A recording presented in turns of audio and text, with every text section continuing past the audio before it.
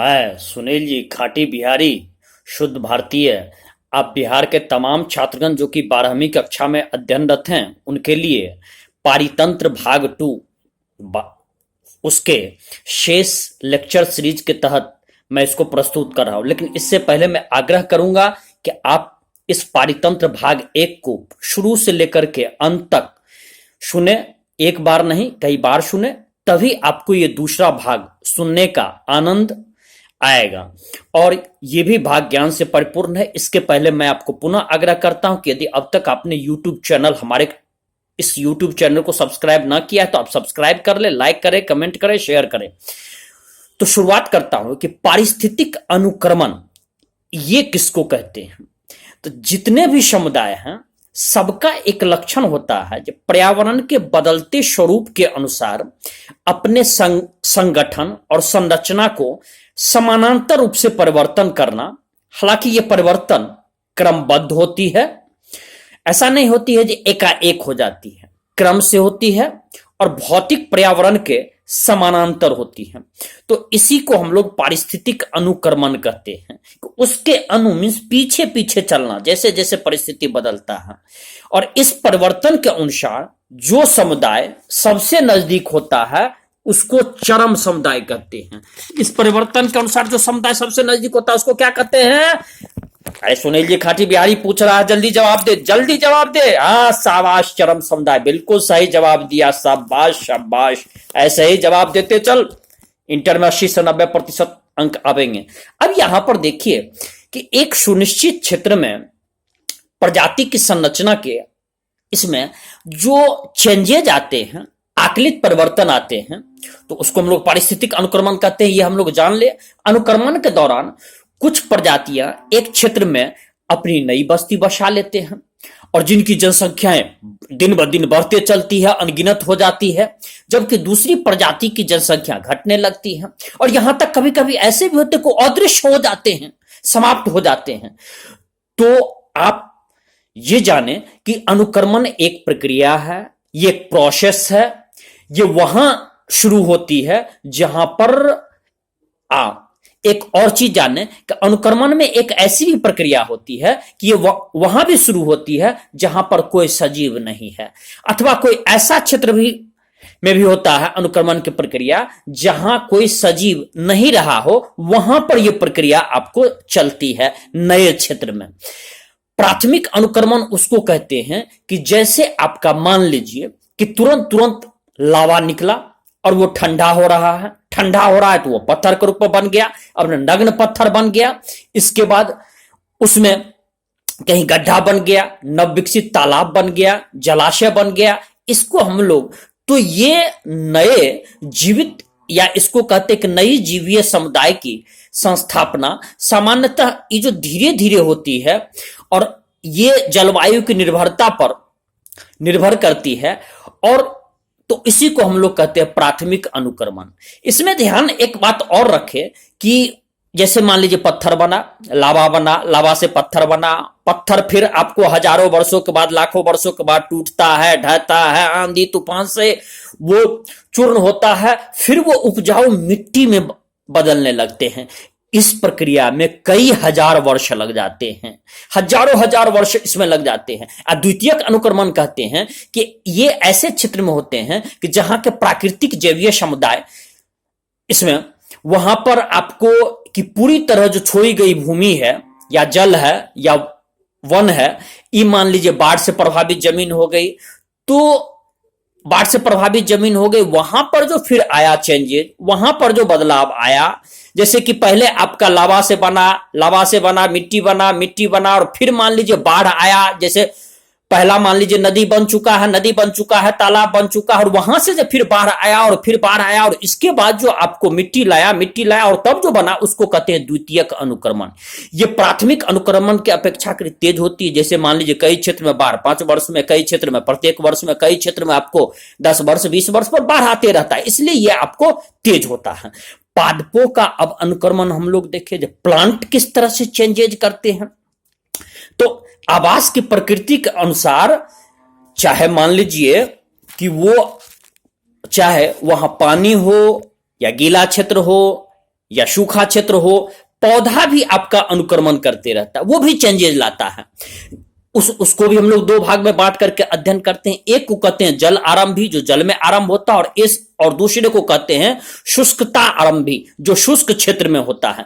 जल आरंभी अनुक्रमण जलमग्न क्षेत्र में होता है, जहां पर जल है।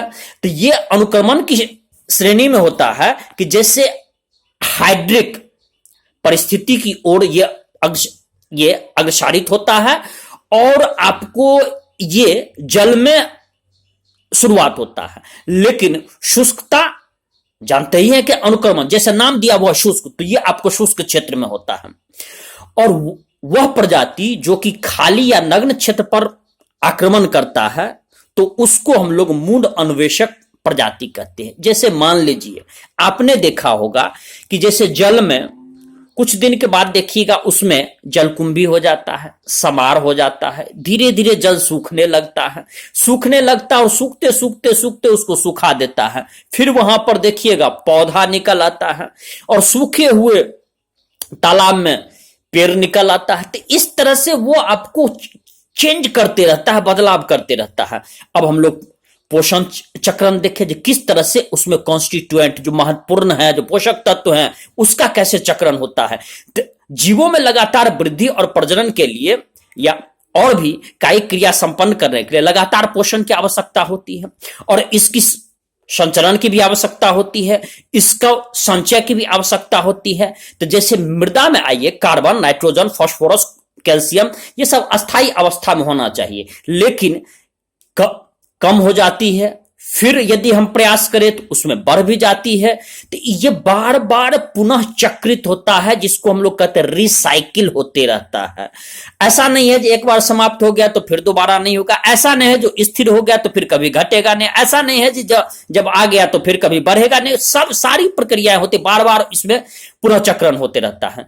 तो इसको हम लोग परितंत्र के विभिन्न माध्यम से पोषक तत्व की जो गतिशीलता होती है, आना जाना रहता है, उसी को हम लोग पोषण चक्र कहते हैं। अब देखिए पोषण चक्र दो प्रकार का होता है, एक होता है गैसीय प्रकार का, और दूसरा होता है अवसादी या तलछटी।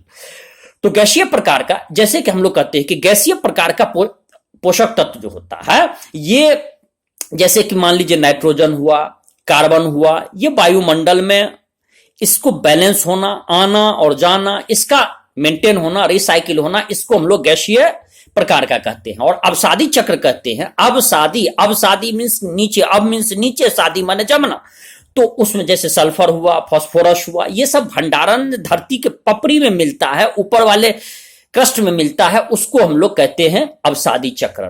तो ऐसा है कि पर्यावरण घटक में जैसे मिट्टी की आर्द्रता हुई, पीएच वैल्यू हुआ, टेम्परेचर हुआ, ताप हुआ, ये सब आपको वायुमंडल में पोषक तत्व के मुक्त होने के दर को नियंत्रित करता है, ये सब तय करता है। तो एक भंडार की क्रियाशीलता की कमी और को पूरी करने के लिए अंतर्वाह या बहिर्वाह असंतुलन के कारण जो है ये आपको संपन्न होती है, लेकिन वहां पर भी रिसाइकिल होते रहता है। अब हम लोग शुरुआत करते हैं कि कार्बन चक्र देखते हैं कि पारितंत्र का कार्बन चक्र, कि किस तरह से कार्बन का रिसाइकलिंग होता है, किस तरह से इसमें आता है, किस तरह से इसमें कार्बन का बैलेंस बना रहता है। तो आप देखें सजीव की संरचना का जब अध्ययन कीजिएगा तो आपको यह पता लगेगा कि जीव के जितना भी शुष्क भार है, जितना भी उसका 49% भाग कार्बन से बना होता है, और समुद्र में 71% कार्बन विलय के रूप में है, सॉल्वेंट के रूप में है। और यहीं पर कार्बन, यदि आप वायुमंडल में चले आइएगा तो वायुमंडल में कार्बन डाइऑक्साइड, भूमंडलीय कार्बन का मात्र 1% के लगभग हम मान सकते हैं कि ये है। इसमें आपको 1% कार्बन, तो भूमंडलीय कार्बन का केवल 1% वायुमंडल में समाहित है। कितना प्रतिशत? वैसे तो हम लोग कहते हैं जो वायुमंडल में लगभग 0.003% हम लोग कहते हैं, लेकिन चलिए मान करके चलते हैं 1%।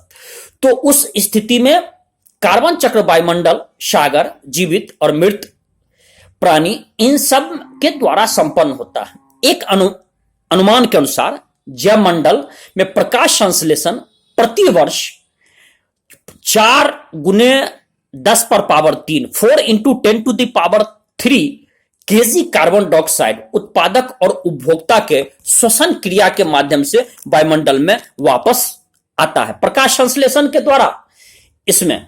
और ये जो प्रकाश संश्लेषण जो जैसे पौधा में हम जानते हैं, जो बाद में कार्बन डाइऑक्साइड जो है ये इसको ये उसको मान लीजिए कि आवश्यकता या रिलीज इन सब के प्रक्रिया में उसको आवश्यकता होती है। मनुष्य कार्बन डाइऑक्साइड रिलीज करता है, तो इन सब से हमको मिलता है और उसका कहीं ना कहीं जब प्रकाश संश्लेषण होता है। कितना 4 इंटू 10⁻³ केजी प्रत्येक वर्ष, इसको याद रखेंगे। तो ये आपको कार्बन मेंटेन करने का एक बहुत महत्वपूर्ण इसमें भूमिका निभाता है। इसके बाद चलिए, भूमि सागर में कचरा सामग्री हुई, मृत सामग्री हुई, इनका डिकम्पोजिशन होता है, इनका अपघटन होता है, वहां पर भी कार्बन डाइऑक्साइड बहुत बड़ी मात्रा में अपघटक द्वारा छोड़ दिए जाते हैं। उसके बाद यौगिकीकृत कार्बन का कुछ मात्रा वो भी डिकम्पोजिशन के दौरान ये भी आपको मिल जाता है।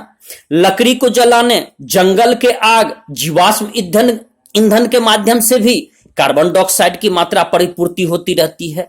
इस तरह से वायुमंडल में कार्बन डाइऑक्साइड बैलेंस रहता है, मुक्त होता है। और तेजी से यदि, एक बात ध्यान रखेंगे, तेजी से यदि जंगल का विनाश करेंगे, परिवहन और ऊर्जा के जीवाश्म ईंधन के, यदि आप मान लीजिए परिवहन में बहुत ज्यादा कार्बन डाइऑक्साइड को रिलीज करेंगे, फैक्ट्री बहुत ज्यादा स्थापित करेंगे और कार्बन के बैलेंस पर नहीं ध्यान देंगे, तो इससे वायुमंडल में CO2 की मात्रा बढ़ेगी और वायुमंडल में CO2 की मात्रा बढ़ेगी। बैलेंस यदि गड़बड़ होगा तो उसका परिणाम मनुष्य को ही भुगतना पड़ेगा आज न कल। इसलिए कार्बन उत्सर्जन पर भी विश्व का अंतर्राष्ट्रीय स्तर पर अब कई सारे इस पर नियम कानून बनाए गए और बनाए जा भी रहे हैं।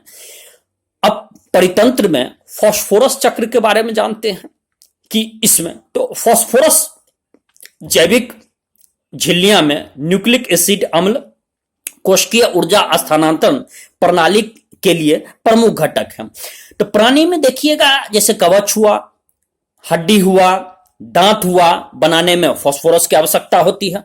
तो फास्फोरस का प्राकृतिक भंडारण चट्टान में हो, प्राकृतिक नेचुरल रूप से। जब चट्टान का अपक्षय होता है तो वो अपक्षय होता है, डिकम्पोज होता है, चट्टान टूटती है, डस्ट में बदलती है, तो वो मिट्टी में आ जाती है फास्फोरस। और फिर मिट्टी से पौधा उसको अपने जड़ के माध्यम से अवशोषित कर लेता है और पौधा या फसल के माध्यम से मनुष्य के शरीर में चला आता है, जीव के शरीर में चला आता है। तो इस तरह से वो आपको रिसाइकिल होते रहता है। अब आइए कि जैसे मान लीजिए पौधा से शाकाहारी जीव को आया और शाकाहारी जीव को मांसाहारी खाते हैं, तो उसके भी शरीर में बैलेंस फॉर्म में चला आता है। तो फास्फोरस और कार्बन, ये दो रिसाइकलिंग इसका जो होता है ये अत्यंत महत्वपूर्ण है। तो फास्फोरस का निवेश कार्बन के निवेश के अपेक्षाकृत थोड़ा कम होता है और जीव और पर्यावरण के बीच फास्फोरस का गैसीय विनिमय जो कहिएगा, गैसियस स्टेज में जैसा कार्बन का होता है वो नगण्य के बराबर होता है। अब हम लोग पारितंत्र सेवाएं के बारे में जाने। तो पारितंत्र देखिए, इकोसिस्टम में इकोसिस्टम में आपने सुना होगा कि जैसे बिहार में ही चलिए, वन जीव हरियाली का नाम आप सुने होगा। अधिक से अधिक वृक्षारोपण करें, अधिक से अधिक वृक्ष लगाए, अधिक से अधिक आप पौधा लगाएं। ये क्यों कहा जाता है? देखिए, स्वस्थ वन और वायु जल को शुद्ध बनाने में इसकी महत्वपूर्ण भूमिका होती है। ये सूखा को नियंत्रित करता है, बाढ़ को नियंत्रित करता है, पोषक को चक्रित करते रहता है, भूमि को उर्वर बनाता है, जंगली जीव को आवास उपलब्ध कराता है, जैव विविधता को बनाए रखता है, फसलों के परागण करने में इसकी महत्वपूर्ण भूमिका होती है, कार्बन के भंडारण के लिए, बैलेंस करने के लिए इसकी महत्वपूर्ण भूमिका होती है। तो इस तरह से हम ये कह सकते हैं कि पेड़ या पौधा या जंगल या वृक्ष, इनका लगाना हर दृष्टिकोण से फायदेमंद है। इसकी सांस्कृतिक और आध्यात्मिक मूल्य है। इसीलिए आप देखिएगा, हमारे पूर्वज वृक्ष की पूजा भी करते थे। हमारे पूर्वज कई ऐसे इनका सांस्कृतिक कार्य, धार्मिक कार्य ऐसा होता है जिसमें वृक्ष, आप आम का पल्लो देखिएगा, किसी वृक्ष के पौधे को देखिएगा पूजा करते हुए, ये होता है। रॉबर्ट कोस्टेंजो, इन्होंने कहा था, या इनके साथी ने एक अध्ययन किया था और इन्होंने कहा था कि तुम पर्यावरण की कीमत नहीं समझ रहे हो, तुम ये समझ रहे हो कि ये मुफ्त का दिया गया माल है और इसको तुम हानि पहुंचा रहे हो। वास्तविकता में यदि इसकी 1 वर्ष की कीमत, ये हम लोग आंखें, मोटा मोटी आंखें, तो 33 ट्रिलियन, बिलियन नहीं, मिलियन नहीं, याद रखेंगे, 33 ट्रिलियन अमेरिकी डॉलर के बराबर ये है। और यदि इसका मुफ्त माल समझ करके आप इसको नष्ट करते हो, पेड़ को काटते हो, वृक्ष को काटते हो, बर्बाद करते हो, तो उस स्थिति में जंगल में आग लगाते हो, और यदि इकोसिस्टम के बैलेंस को गड़बड़ करते हो, तो ध्यान रखना एक दिन तुम स्वयं इसको भुगतोगे, मनुष्य स्वयं इसको भुगतेगा, परिणाम उसको स्वयं भुगतना पड़ेगा।